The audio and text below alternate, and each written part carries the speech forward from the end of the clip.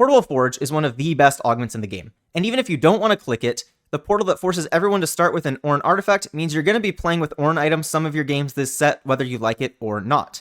Hello, my name is Garchompro, and I've been Challenger since set 2. In this video, I'm going to be going through every single ORNN item, starting with the best average placing one and ending with the lowest average placing one, talking about how to use them, their best users, as well as how they are in the early game versus in the late game. Starting off, we have Zhonyas. Now with every ORNN item, we want to look at two things, the stats it gives and the effect it gives. Looking at Zhonyas, it gives us 45 AP, 30 armor, and 30 magic resistance, meaning that we ideally want to be putting it on an AP unit, and then ideally a frontline one because we want to utilize the armor magic resistance, and then the effect allows them to become invulnerable for a few seconds when they're low HP, so ideally on a carry, ideally a frontline one, that way they would take the damage earlier, but a backline one can work as well. So ideally with Zhonyas, what we want to be doing is putting this on a melee AP carry, and the one that kind of stands out the set as by far the best is going to be Jax. If you look at the stats here, this here means that Jax with a delta of -1 essentially is averaging a full placement better if he has a Zhonyas than if he doesn't. So Zhonyas Jax is just insanely good, and if you get an early Zhonyas, you should always be thinking about playing Jax. Any other melee AP carry would also really work well with Zhonyas because they're going to be in the front line utilizing those stats, and then they'll also enjoy the invulnerability. Now you can use Zhonyas on a backline carry. Ideally though, if we're using Zhonyas on a backline carry, we want it to be on a backline AP carry that can clutch out the end of a fight. Look at this scenario here. Let's say we're fighting with just the Blitzcrank and Twisted Fate left versus this team with the Ezreal, Misfortune, and Thresh, and they kill our Blitzcrank.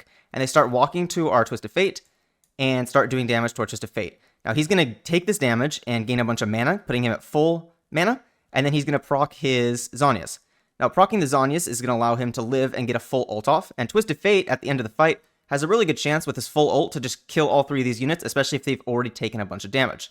This can be contrasted with something like Karthus, which really isn't going to be that great at cleaning up 3 units at the end of the fight. So Twisted Fate becomes a really good unit to clean at the end of the fight, whereas Karthus doesn't, making Twisted Fate a great holder of Zhonyas and Karthus a bad one. So looking at the units here, the best holder of Zhonyas is by far going to be Jax, for the reasons aforementioned. Kayn is going to be a great holder of it because he's an AP melee carry. Same thing with Evelynn if she was actually good currently. Akali is also a melee carry, and she actually ends up having pretty good AP scaling.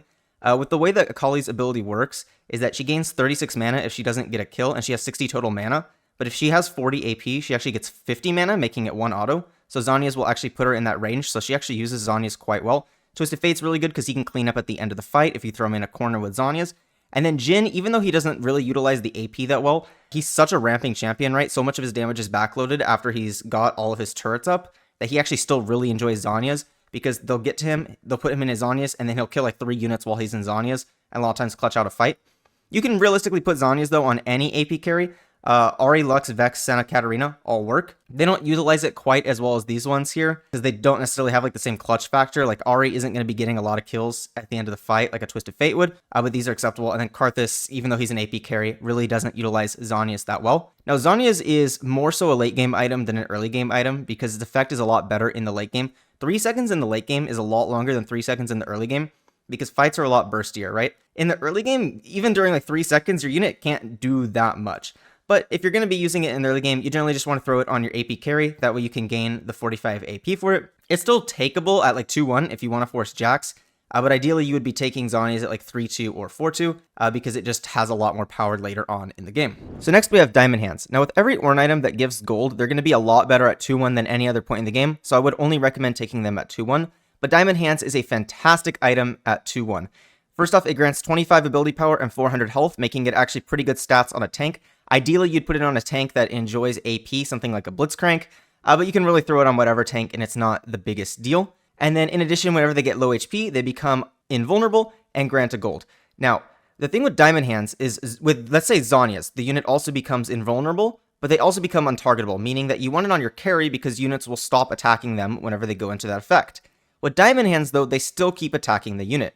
What this means is you want Diamond Hands to be on your tank because you want the units to keep attacking your tank, right? If you put this on your carry, after the Diamond Hand effect wears off, the units will still keep attacking them, so it doesn't make your carry that much safer. Now with Diamond Hands, the ideal positioning is going to be something like this. The idea here is that way all of the enemy team is attacking my Diamond Hands unit. And while they're attacking this Diamond Hand unit, while they're in that 1.5 second invulnerability phase, they're kind of just going to be soaking up all of the possible damage from the enemy team, right? If I only have one unit attacking my unit while it's in the Diamond Hands effect, blocking 1 unit's worth of damage for that 1.5 seconds. But if I have, let's say, 5 or 6 units attacking, then I'm actually soaking up 5 or 6 units worth of damage, and it's just more effective. So especially early game, I highly recommend just solo frontlining your Diamond Hands unit. This will also guarantee that they're able to get the full value of the Diamond Hands, right? Because a lot of combats you might be into someone weaker than you, and so maybe your main tank doesn't die or like take enough damage to proc the Diamond Hands unless they're solo frontline. So early game, just always solo frontline the Diamond Hands. Now, going into the late game, this is kind of tricky. You might not always be able to solo frontline the Diamond Hands. My recommendation, because like the problem with solo frontlining your Diamond Hands is fights in late game are so quick that moving a unit back 2 hexes actually kind of just like mitigates a lot of their effect, because they have to spend like a couple seconds walking up, and you really just want to like frontline all of your frontline units. I would recommend just putting it on the outside, same side as the enemy carry. That way, if you know, like the enemy carry's top left here, that way they're still attacking the Diamond Hands first, and you can at least hopefully soak up like an ultimate from the enemy carry, which would be ideal. And of course, Diamond Hands are just going to go on whatever tank unit you have. These are just like the standard tank units in the game. Just put it on your main tank, it doesn't really matter. Again, it's giving you 400 HP, 25 AP, so it's pretty good stats for them. So next we have Gold Collector. Now like Diamond Hands, this is great at 2-1 and bad later because it generates gold, and that's a big part of its power budget. Gold Collector gives us 20 AD and 30 crit strike chance, meaning we want to be putting it on 80 units, ideally ones with an Infinity Edge. That way you can fully utilize the critical strike chance because you need the Infinity Edge for your ults to be able to crit. And then of course we're going to be able to get executions at 12% maximum health with Gold Collector. It's not a bad item late game, but it's definitely not a good one. Standard items like an Infinity Edge or Deathblade are going to be stronger, but you still will generally end up putting Gold Collector on your carry just because they're going to be the most likely to get the kills and therefore generate you the most gold. In terms of units to put it on, I think the best unit by far is going to be Samira if you can. Samira is going to utilize this really well, especially if you're playing like a Samira comp. She'll get a lot of kills in the mid game. Whenever you're playing Samira reroll, she usually gets like all the kills, so you can generate a lot of gold off the Collector. And then of course she loves the 30% crit chance from the Collector, because of course Samira's whole kit is about being able to crit. Similarly, Twitch obviously enjoys it as well because he's an AD executioner. And then just your generic AD carries are going to enjoy this. Again, ideally try and get an Infinity Edge with them to fully utilize that critical strike chance. Caitlyn, Ezreal use it great. Jhin, Lucian use it great. True Damage Akali also uses it great. KDA Akali, I don't love. I wouldn't recommend thinking about playing KDA Akali if you're going with the Collector on her, but it's definitely not bad. She hits a lot of units, so if they get low HP, she can definitely get that execution gold off of them. You can also run it on Misfortune, although Infinity Edge Misfortune isn't the best. She prefers other items like Last Whisper, Rage Blade, Deathblade. So Infinity Edge Collector isn't the greatest on her, but can work. It would work well on Yasuo, but Yasuo can already execute at, I believe, 12% as well with his ultimate if he has the Bling bonus active.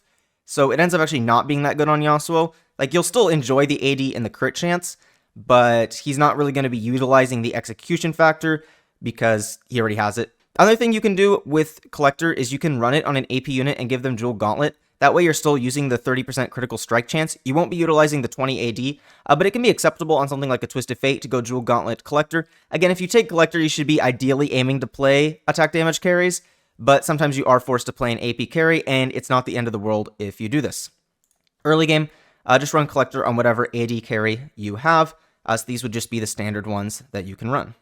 As another note, I only recommend taking Collector 2-1 if you think you're going to be relatively strong in the early game. That way you can actually generate some of the gold from it. If you're going to be weak, you're better off just taking something else, because a huge part of the Collector is the ability to get that gold early on. So next we have Tricksters. Now Tricksters is going to be giving a bit of attack speed, armor, magic resistance, and crit chance, meaning it's going to be fine on both a carry and a tank because they'll utilize some of the stats either way.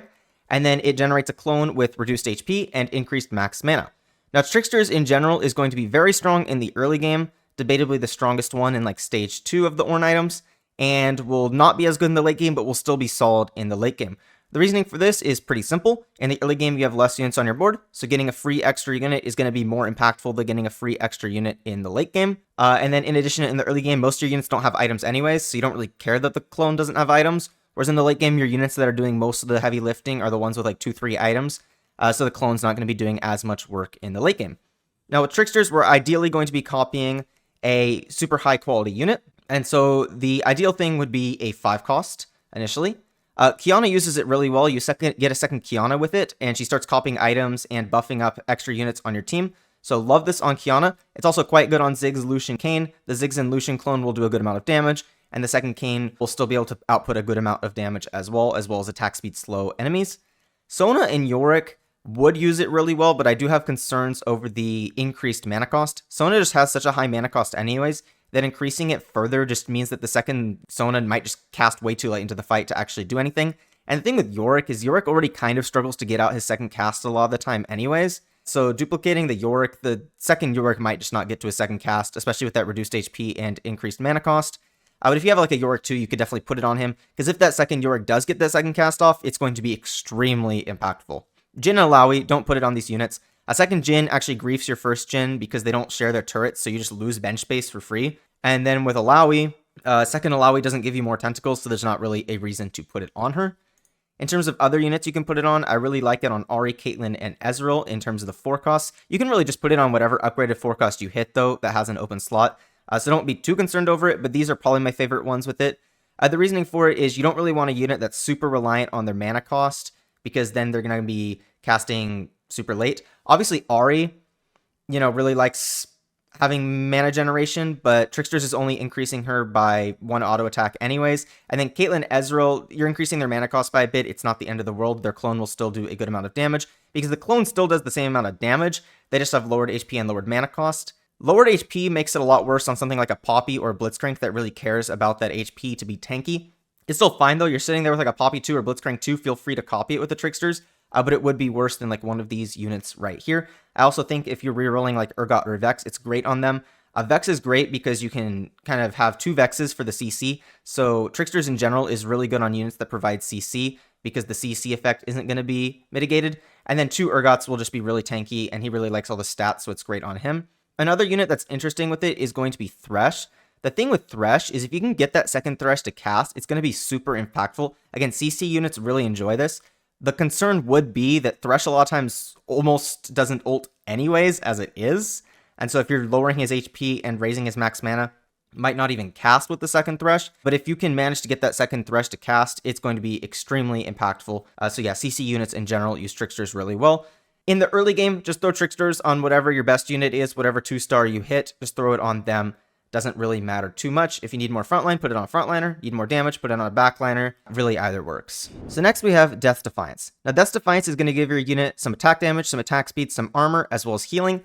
And the damage they take, half of it is going to be delayed by a few seconds. Now you can kind of think of Death's Defiance as the AD Zhonyas paradox. Obviously they have different effects, but they're kind of similar in principle. That their goal is both to make your frontline carry last a bit longer, and this one gives us a bit of AD. Now with Zhonyas, it gave 45 AP, so you really wanted it always to be on an AP unit. This is only 10 AD though, so if you put it on an AP unit, it's completely fine, but you would ideally be putting it on an AD melee carry. That way they take the damage, they're able to ult, do some damage back, and heal back the damage they're mitigated, and it has really good synergy with itself. A lot of times the unit will just become like somewhat unkillable, because the damage will be trickling in on the delayed damage from the Death's Defiance, and they'll be able to heal it up as they're taking out that delayed damage. So it really is great anti-burst protection for your melee carry. The shining example would be Yone. Yone uses this amazingly. He's the best user of it in the game because, of course, he loves the AD. And he also, his whole cycle is he does damage, heals back up, takes damage, does damage, heals back up. So he loves it a lot. Riven and Yasuo, again, reroll AD carries, really love this item. You can replace like the Bloodthirster or Hand of Justice on these units builds with Death's Defiance. You can run double healing with it, but I would make sure you have at least 1 damage item with it though to guarantee that you can actually heal up whenever you do the damage. And then other melee AD carries are going to use this great. So Viego, Zed, and True Damage Akali love this item. Qiyana and Yorick also use this really well. Again, a lot of times Yorick struggles to get to that second cast. That's Defiance. Being able to delay some of that damage makes it a lot more likely he gets to that second cast, and he does a lot of AD damage. Qiyana, if it can get her an extra cast, is going to be really helpful to print more items for your team. Again, she does a good amount of damage too, so she'll be able to heal up. Jax and Kayn use this really well too. Again, melee AP carries really like this. It's one of Jax's best items. If you get this, Jax is still a great comp from this. And then, in addition, you can also put this on KDA, Akali, and Ezreal. Obviously, Ezreal not a melee carry, but he does jump into the enemy team a good amount of the time, so it's solid on him. Again, I would prefer it on one of these melee units, but sometimes you just have to make do. KDA Akali would use it well. She is a melee AD unit, but she's really just not bursty enough with her damage that even if she takes the damage, she's not going to like heal it up while she's getting that trickle damage coming in. So she ends up not abusing it as well as these other units up here, because they'll, ult and then heal back to full before they take the full force of the damage, where KDA Akali's not doing that much damage, so she's not healing that much. She's slippery, which makes her last long, but she doesn't really need the Death's Defiance because she usually doesn't get one-shot anyways. And then in terms of early game units, generally you just want to put it on whatever like frontline damage dealer you have. So, frontline carries like Evelynn, Yasuo, Gnar, Jax, Yone, Riven use this really well. In addition, Cassante, Olaf, and Garen also use it really well as tanks because they do a good amount of damage.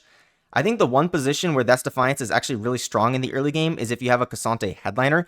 Generally speaking, just like Zhonya's, Death's Defiance isn't going to be that strong early game. It's more so going to be a late game item. But like a Cassante 2 with Death's Defiance is actually really good in the early game. Same thing with like a Garen 2 because he does a good amount of damage. And yeah, it's going to enjoy the damage mitigation to just allow him to last a little bit longer. Next, we have Manazane. Now, Manazane is going to give your unit a bit of attack damage, attack speed, ability power, and mana. And then importantly, after they ult for the first time in combat, they're going to gain a bunch of mana over a few seconds. Now, this mana does carry over between ults. So for instance, if you have a 60 mana unit, they'll gain that 120 mana, they'll gain like 60 mana, ult, and then they'll gain the remaining 60 mana after that, so it's perfectly fine on lower mana units. And ideally, you want to be putting Manazane on a unit that cares about ulting quickly into the fight, wants to just get like a second or third ult off as quickly as possible. Traditionally, it's been weaker in the early game than in the late game because fights in the early game are a lot more dragged out. You don't necessarily care about being able to get off like 1 or 2 extra ults super quick into the fight, whereas late game, it can be a bit more impactful. It's not a bad ORNN item in the early game, but it's definitely on the weaker side, but it's definitely on the stronger side in the late game. Looking at units that use this really well, the best users are going to be Jhin, Annie, and Qiyana. Jhin really likes it because it enables him to just get to his 4 turrets super quickly. It's his best item for sure. You can run it in conjunction with like blue buff on him. Blue buff Manazane is completely fine. Just trying to get those turrets up as quickly as possible. Because once you're at 4 turrets, he's going to start doing a bunch of damage. So Manazane is huge on the Jhin. It's also huge on the Annie because Annie just wants to get to her 4th cast as quickly as possible. That way she gains a bunch of attack speed. And from there, that attack speed can carry her to dealing a bunch of extra damage. So Manazane is great on Annie. Qiyana is also great. With Manazane on Qiyana, she'll just ult the same unit a few times and print items for your entire frontline super quickly into the fight. So it's great on her as well. Manazane is also just solid in general on units that care a lot about just casting a few times. So Ziggs, Seraphine, Lulu use it quite well. Karthus uses it really well as well because that way he ults, and then whatever units didn't get picked off by that first ult will get picked off by the second ult after the Manazane comes through for him. Ezreal also uses it really well. After his first ult, he'll get to his third ult really quickly. One thing about Manazane, though, is if you replace your mana item on Ezreal with Manazane, he's going to attack, so he's going to ult really slowly after that third ult. So I do really like it in conjunction with something like a red buff on him. That way you can guarantee that you're getting other ults off quicker. That way he can clean up the fight. Because I have ran Manazane Ezreal, and I found that without another mana item on him, he kind of just stopped doing much after he got that initial third ult off. And of course, if you're playing Ezreal, you would usually just rather have the Manazane on Jhin anyways. Other casting units also utilize this pretty well. If you're playing like Senna, Katarina, Bard, Vex reroll, it's solid on them. Lux reroll, it's good on her if you're playing like a Dazzler variant. If you're playing an EDM variant, it's not the greatest because she's already casting a bunch anyways off the EDM. So you don't care quite as much about the Manazane there. Manazane would be really good on Ahri, but she kind of is picky with her items right now. She really wants like blue buff Nashor's Gunblade, so Manazane isn't the greatest on her. It's fine on Caitlyn. Yeah, you can run it on Caitlyn. It's acceptable there. Twisted Fate, it's good on him. He gets his second cast off really quickly. The one thing that's a little bit awkward, though, is if you go Manazane, after he gets that second cast off, he becomes kind of dead weight. You could go something like a Shojin or a red buff on him to try and make him not be dead weight after that second cast. But it's going to then mean that those first 2 casts aren't doing that much damage, because ideally with Manazane on Twisted Fate, you'd run like double damage. That way he bursts everything down super quickly in those first 2 casts. And then if you're running like another mana item, you're kind of just mitigating that effect. But it's still fine. Manazane Twisted Fate is definitely not a bad item. He just doesn't utilize it as well as like other units, like a Lulu that will get to her third cast super quickly, or like one of these units here, like I talked about. It's a bit weaker in the early game, but there's a few units that I really like it on. Of course, it's really good on Annie in the early game. It's also quite good on Corki. It just lets him get off like 2 extra ults super quickly, so you save a lot of HP that way. It's also pretty good on Senna too. And you can also just run it on these units as well. It's going to be quite a bit worse, but it's definitely acceptable if you have that early game Manazane. Next, we have Infinity Force. Now, Infinity Force just gives a bunch of stats in basically every category, making it probably the single most flexible item in the game. It is extremely powerful in the early game because just so many raw stats is extremely strong on whatever unit you have early, and it's still solid in the late game too, but it's just fantastic early. Now, one note is that if you're taking this with Freaky Friday, you're of course going to have 2 of them, And my recommendation is to split it up between your 2 units. You could double up and put 2 of them on the same unit, but I think it's better to have 1 on each of your carries. And the reasoning for this is that it gives a bunch of stats, and so you'd rather just give a bunch of stats to each of your 2 units, and then you want to multiply off those stats with other items, something like an Infinity Edge, allow you to crit off the extra AD or whatnot. It ends up just working out a bit better. Now with Infinity Force, because it gives so many stats, it's ideally going to be used on melee carries, because they end up using the most of the stats, right? They enjoy the HP, the armor, the magic resistance, the attack speed, and then either the AP or the AD. So they're the best users of it. So guys like Yone, Riv, and Jax reroll use it really well. Urgot uses it really well. You know, Kayn, Yorick, Kiana, the Akalis, Viego, Zed also use it really well because they do a bunch of damage. They enjoy those damage stats, and they also enjoy the tank stats because they're melee units. Backline carries, it also works well on them too. Not as good as the melee carries, but you can definitely run it on them. It's fine on all of these guys. I didn't put all of them. Basically, any backline carry, feel free to put it on. I just put it on some of them, but it's super flexible. In the early game, just put it on whatever your carry is generally. I don't even hate putting it on my frontliner though in the early game, especially if he's something like a Cassante or a Kennen that actually does a decent amount of damage, or like an Olaf or whatnot. It's actually really good on these guys if you have them like 2-starred. So usually I would just put it on whatever I have as my headliner early game, because they'll usually be able to enjoy all the stats. Again, this item's super flexible, ideally goes on melee carries, but really can go on anything. Next we have Goldmancers. Now Goldmancers is extremely powerful at 2-1. In terms of all the Ornn items, it by far has the best ability to generate you economy, and if you're able to get ahead with Goldmancers, you can stay ahead for the rest of the game, go level 9, level 10 with insane amounts of money, and just win out through that. So if you're clicking Goldmancers, make sure that you're strong early, that way you can win fights. And yeah, it really just has great potential to snowball because it can print so much money.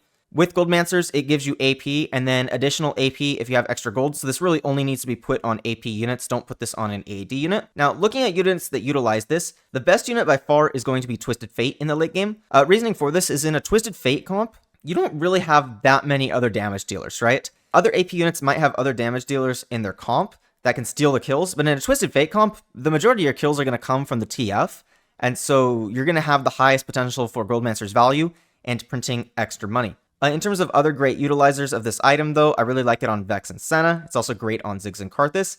It's okay on the Spellweaver units, although I wouldn't necessarily recommend it because they already have a lot of AP from their trait. They're not going to care that much about the extra AP from the Goldmancers, but if you have to, it's going to be fine on the Spellweaver units. And then in the early game, just throw it on whatever AP carry you have and try and streak with it. Whenever you're playing Goldmancers and Gambler's Blade for that matter too, don't buy out your shop before the round starts. If you want a unit, don't buy it until the fight is over because you want to gain that AP during the fight. If you're above 30 gold though, it doesn't matter.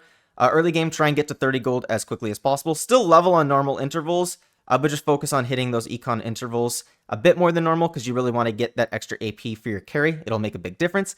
In the late game, try and stay above 30 gold if possible. That being said, if you do need to upgrade your board, go below 30 gold. If you're sitting there with like a half unupgraded board, roll down, get everything else upgraded. But if you're sitting there at like 30 gold with like only one unupgraded unit, don't bother rolling to 0 for it because it's actually going to make you weaker to roll because you're going to lose like 30 AP if you roll to 0 to try and fish for one upgrade. So just keep that in mind. So next we have Sniper's Focus. Now Sniper's Focus is going to give your unit attack damage, attack speed, and ability power, meaning it's equally as good on AD and AP units. It gives them one attack range, and then importantly gives them bonus damage for each hex between them and their target. Now what you may think you can do is put this on a melee carry, give them 2 range, and make them a bit safer. Although you can do this, and it's not the worst thing in the world, it's really not the best thing either because so much of the power budget of snipers is in the bonus damage. And if you put this on a 1 range unit, they only become 2 range, and that means they're only getting 18% bonus damage, which is a lot worse than a unit that's hitting 4, 5, maybe even like 6 or 7 hexes away and getting a ton of bonus damage off of that. One other note, if you have Sniper's Focus, is I highly recommend putting your carry in the corner just to maximize the distance between them and their targets. Bottom right corner I think works a bit better than bottom left corner because this hex right here is kind of like farther away, whereas in the left here, this is like closer to the middle of the board, but either's fine, but I do prefer bottom right corner. Another note with snipers is that it's generally a lot stronger in the late game. It's okay in the early game, it's not bad, but I think the best abuses of it exist in the late game, so I would consider this a late game item and okay in the early game. The best uses of this item are going to be Ezreal, Caitlyn, Lucian, Karthus, and Jhin. Ezreal, Caitlyn, Lucian hit across the map. Karthus also hits units that are super far away a lot of the time, so they're going to be getting a lot of bonus damage off of it. And then Jhin actually gets infinite range during his ult after he gets like those 4 turrets up. so a lot of times he hits units super far away as well. Lux would be another great user of it too, because she hits all the way across the map. That being said, in current builds, you typically will use EDM Jax when you're playing a Lux, meaning that Snipers isn't that great because she jumps into the middle of the enemy team on the Jax ult.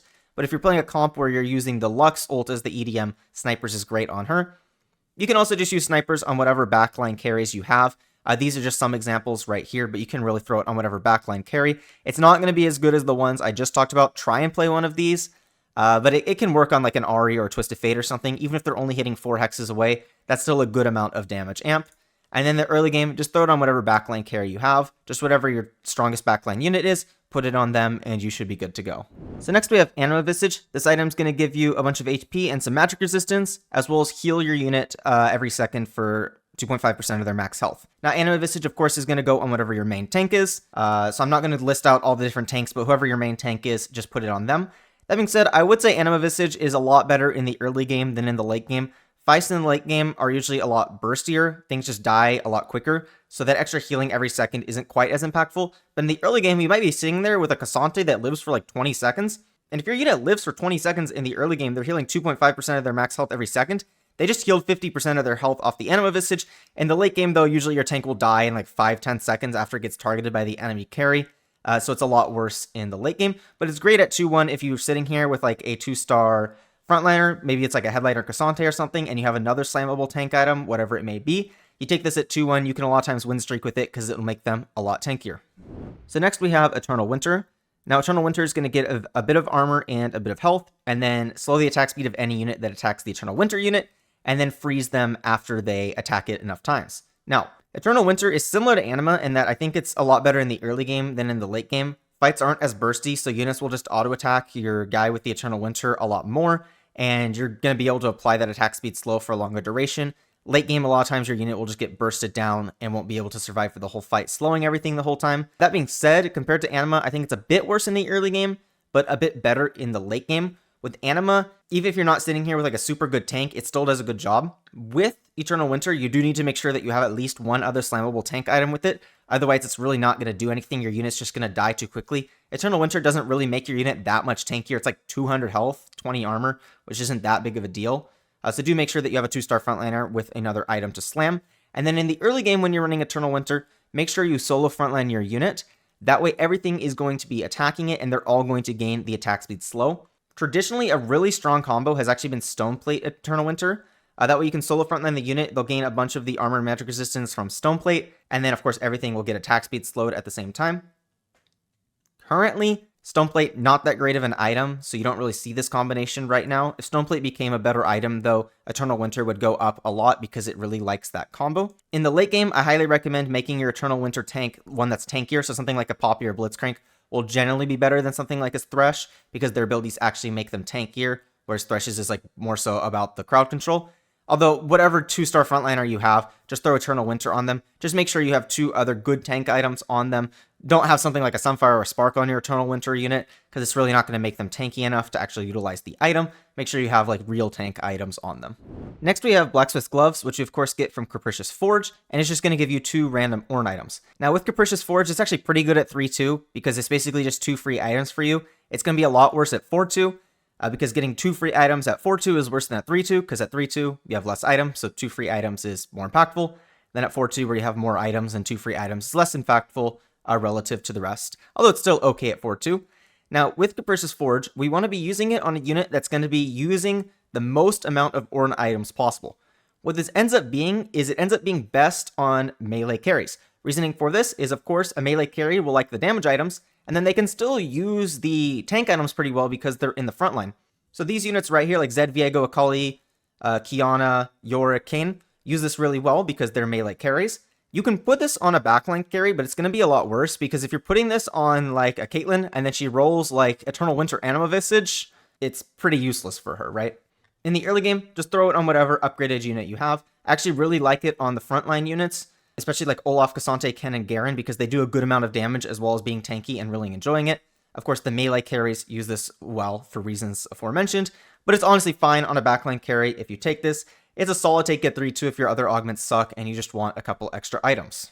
Also, with Blacksmith Gloves, I did say put it on melee carries. By that, I mean put it on a secondary melee carry. Don't put it on your primary carry, because if you low roll the items, you just automatically lose the fight. Next, we have Hullcrusher. Now, Hullcrusher is going to give your unit armor, magic resistance, and attack speed, and then 600 health if they have no adjacent units. So, of course, obviously, whenever you're playing a unit with Hullcrusher, just don't have any units next to them, and you should be fine. Now, I do think Hullcrusher is actually quite strong in the early game. In the early game, you pretty much just always want to put it on whatever your tank is. They're really going to like the health, as well as the armor and magic resistance. Gives actually quite a lot of stats for an early game item, so really appreciate it then. It's definitely not the greatest late game. The raw stats it gives are a bit worse in the late game, and then the positioning is a little bit tricky, because especially this set, you're sitting here with a ton of different frontline units, and so trying to position one of your units away from all your other units is kind of difficult in the late game. But if you take this early game to be strong early, it's definitely an acceptable option. It's not the strongest early game one, but sometimes you low roll your ORNN item early and you end up taking it early, and it's fine in that scenario. In the late game, of course, you can just put it on one of your tank units, something like a Zac, Poppy, Blitzcrank, Thresh, Alawi, York. These guys, of course, will use the armor, magic resistance, and HP really well. I actually really like it on secondary melee carries as well, though, because they do like the armor, magic resistance, and HP. They don't like it as much as the tanks do, but unlike the tanks, they actually really utilize the attack speed that it gives. So putting it on one of these units like a Kali, Viego, Zed, Kayn, if you just have a random 2-star of these on your board as a secondary carry, actually really like it on them as well. Next we have Gamblers. Now I think compared to the other gold generating ORNN items, Gamblers is the worst just because it doesn't really have any great late game users. But in the early game, it's actually pretty good because attack speed is quite nice in the early game, and it can print a lot of gold with slower fights. Gamblers is going to be especially good early if you have it on a unit with a Rage Blade or a red buff, because them giving more attack speed means you're going to have more auto attacks, which means you're going to have more chance to get that bonus gold from the Gamblers. In addition, I think it's really good on Jinx because she stacks attack speed herself, and then rapid fires in general use it really well. That should be a Philios here. Philios Senna use it really well, but I think Jinx is the best user of it.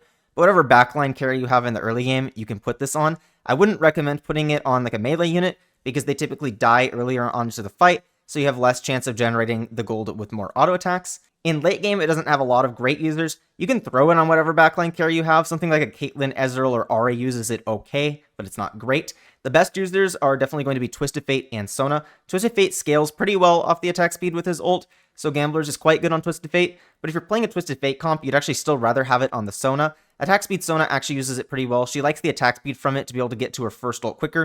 And then of course Sona actually really likes attack speed. She's like the one late game unit that really likes attack speed because every auto attack is going to be applying some sort of buff. Right now you usually run attack speed Sona, so she's giving 25% attack speed to a unit every auto attack.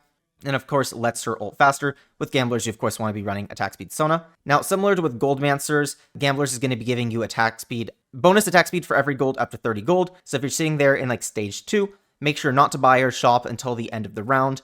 That way you can get more attack speed during the fight. Even if it's 7 gold worth of units, that's 7 attack speed. That may be an extra gold or 2, maybe the difference on a fight. So it's always worth not buying out your shop until the end of the round. And just like with Goldmancers, if you're sitting here late game and you have 30 gold on your bench, and you only have maybe one other upgrade on your board to hit that's not that important, don't bother rolling down. Don't go below 30 gold because you're going to lose the attack speed and it's actually going to make you weaker. Again, of course, though, if you have a lot of upgrades to hit, roll down to 0. Hitting those upgrades is going to be better than 30 attack speed on one unit. Next, we have Moguls. Currently, I don't really recommend clicking Moguls, but it might get buffed, so I'll still cover how to play around it. Now, it's going to give a little bit of health, but really not that much, and it's going to give stats every time a unit takes damage, and importantly, when they get to 40 stacks of this, they are going to be getting 2 gold. So, in a world where you can get the 2 gold every round, it's actually really good, consistent gold generation. The problem is it's quite hard to get that 2 gold every round, especially in the current meta. The problem is right now there's a lot of open fort players who are just selling their entire board, and they're never going to do enough damage to your frontline unit to get it to 40 stacks, so you're never going to get the gold versus them. And versus strong players, a lot of times they'll just kill your unit before it even gets to the 40 stacks. It'll get to 30, 35 stacks, just die, and you don't get the gold from Moguls. So it ends up being a pretty inconsistent item in practice and really isn't that great. I think most of the other ORNN items are better. That being said, it is okay if you're sitting here with a 2-star frontliner and you have another strong tank item. Something like a Warmogs will go a really long way to let you print that extra money. Of course, Moguls you want to always be taking at 2-1. That way you can use it for the extra gold. It's really not that strong late game. Late game, just throw it on whatever tank you have and just hope it gets to the gold printing. But late game, don't worry too much about the Moguls. Just throw it on whatever your tank is. It'll actually usually get to the 40 gold though, but in the early game, recommend solo frontlining a unit. That way, if they have a weaker board, they still might be able to do enough damage, because if you don't solo frontline, you're going to be splitting the damage, and if you're versus someone a lot weaker than you, you'll just end up killing them before they even get to the 40 stacks, and you won't even have the chance of getting the gold there. Finally, we have Deathfire Grasp. Now, this gives 45 AP and 15 mana, so you want to be putting this on an AP carry, and then with it, you're going to be doing a bit of damage to the unit that's directly in front of them, so you ideally want your Deathfire Grasp holder to be in front of their main tank. That way you can just do 20% damage to the main tank at the start of combat, and then they deal bonus damage for 10 seconds. Now, Deathfire Grasp right now is just not a good item, because in this set, the units just don't really synergize that well with Deathfire Grasp. Deathfire Grasp wants to be on a unit that bursts at the start of the fight, and there's not really any AP units that are super good at it this set. There are AD units that can burst at the start of the fight, but not really any AP ones. Twisted Fate wants to ramp with Disco, Annie wants to ramp to her 4th cast, Ziggs wants to ramp by stacking more bombs throughout the fight. Ahri is pretty picky. In the early game, just throw it on whatever upgraded unit you have. I actually really like it on the frontline units. Picky with her itemization, so she doesn't really like Deathfire Grasp. Karthus doesn't really like Deathfire Grasp because he's not doing that much damage during the first 10 seconds because he takes a long time to cast anyways. You can throw it on these units though for like the 45 AP, but it's not great. Out of these, the best one is probably Twisted Fate, because he'll ult within the first 10 seconds, especially if you give him like a Shojin or something, and still do a good amount of damage. So it's like fine on Twisted Fate. Realistically, actually the probably best Deathfire Grasp user in the entire game though is actually True Damage Akali, weirdly, even though she's an AD carry. As I've talked about earlier, Akali actually has decent AP scaling. Again, if she ults and she doesn't get a kill, she'll gain 36 mana refunded, and she has 60 total mana. But if she gets 40 AP, she will actually get 50 mana refunded and only be 1 auto attack for her next ult. And Deathfire Grasp gets 45 AP, so you throw a Deathfire Grasp on your Akali, and she's actually going to be hitting that 40 AP threshold. In addition, she actually does a lot of damage at the start of the fight. If you run something like an Infinity Edge, Hand of Justice Akali, or something like this, she's going to be doing a lot of damage at the start of the fight, so she'll actually enjoy that damage amp. Because especially true damage fights end up being pretty quick. So she actually is probably the best user of this item in the game, but even then, there's like ORNN items that are way better on her. So Deathfire Grasp is just generally not very good right now. I recommend against taking it.